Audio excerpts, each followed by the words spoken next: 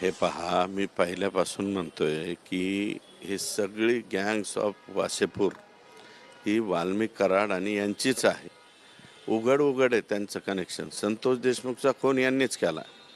त्याच्यानंतर यांचा म्हणजे हे जे खंडणी मागायची ती यांनीच मागितलेली आहे.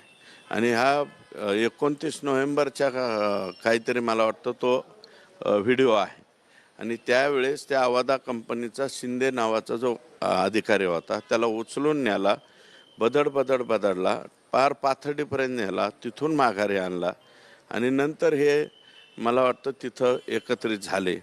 त्याच्यामध्ये बघा विष्णू चाटे आहे, सुदर्शन घुले आहे, आंधळे आहे आणि पोलीस आहे. तर माझं म्हणणं असं आहे की हा जो पाटील नावाचा पोलीस आहे हा सह आरोपीत पटकन केला पाहिजे.